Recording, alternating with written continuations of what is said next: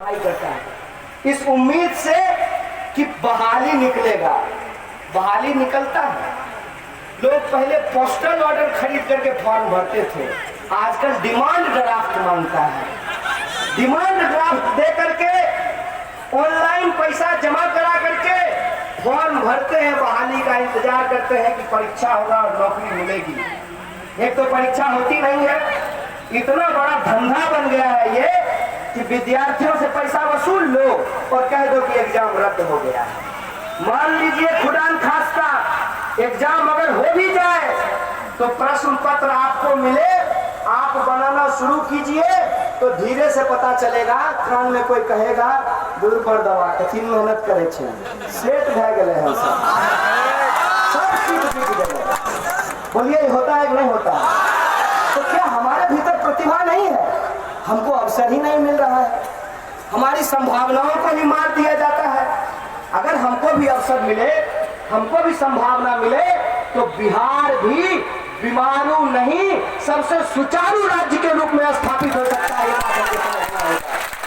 और बिहार को अगर आप सुचारू राज्य के रूप में स्थापित करना चाहते हैं तो आप महागठबंधन के घोषणा पत्र को देखिए।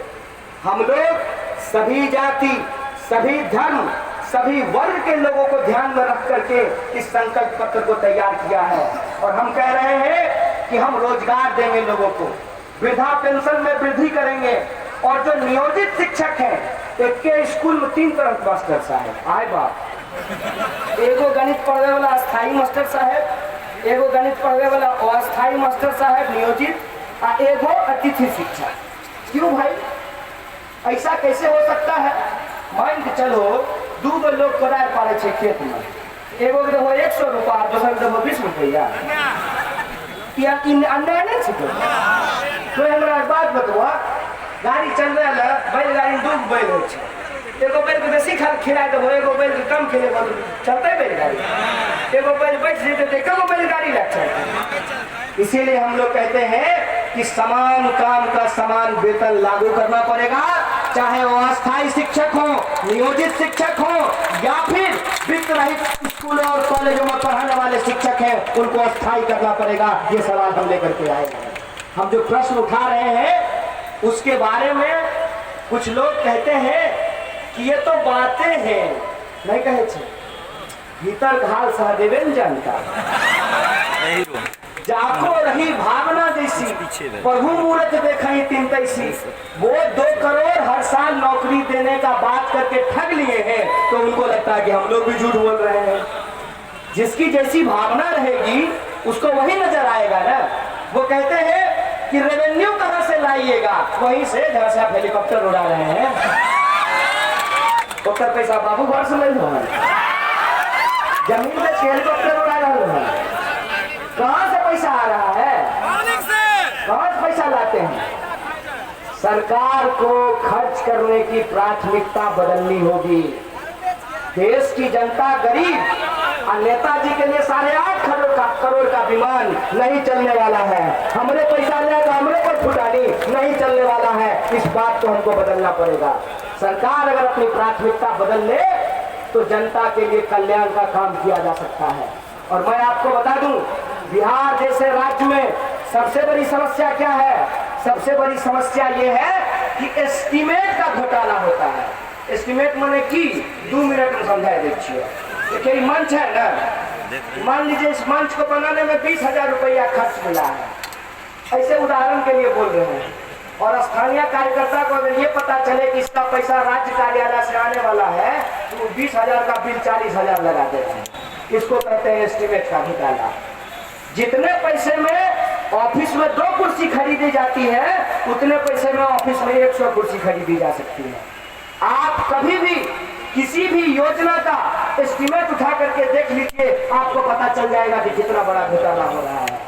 अगर सिर्फ एस्टीमेट के घोटाले को रोक दिया जाए और ईमानदार प्रतिनिधियों को सरकार चलाने की अगर जिम्मेदारी दी जाए तो जितना रेवेन्यू हमारे पास है, जितना पैसा हमारे बजट में है, उतने पैसे से ही बिहार में विकास की गंगा बह सकती है। इसमें कोई दो राय नहीं है। इस बात को हमको समझना चाहिए। और रही बात कि आप 100% बजट यूज भी नहीं करते हैं। आप हमारा ज्यादा से ज्यादा बजट का जो पैसा है उसको वापस कर देते हैं। तो ये जो पैसे का बहाना है, ये बहाना है। मैं कैसे लोग ना चलावे आंगन टेढ़ा,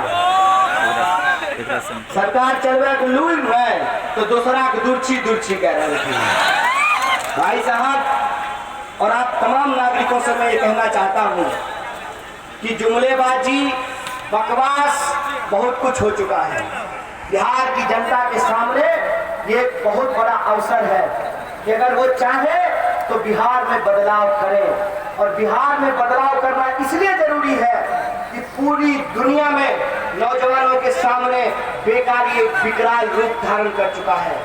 आपने कोरोना महामारी की समस्याओं को झेला है, लेकिन इस कोरोना महामारी से भी ज्यादा खतरनाक बीमारी इस देश में बेकारी की समस्या, इस बात को हमको समझना पड़ेगा। और अगर हम इन समस्याओं पे रोक लगाना चाहते हैं, अगर हम चाहते हैं कि नौजवानों को रोजगार मिले, अगर हम चाहते हैं कि मजदूरों को सही मजदूरी मिले, अगर हम चाहते हैं कि किसानों को उनके फसल का दाम मिले, अगर हम चाहते हैं कि पलायन रुके और इस समाज में रहने वाले हर धर्म और जाति के लोगों को बराबर का आत्मसम्मान मिले, तो आपको ये ठानना पड़ेगा, जन जन को ये ठानना पड़ेगा और महागठबंधन को अपना समर्थन देकर के इस सरकार को बदलना पड़ेगा। ये संकल्प आप तमाम लोगों को लेना होगा। बोलिए, संकल्प लेते हैं कि नहीं लेते? सब लोग मिलकर के सरकार बदलेंगे।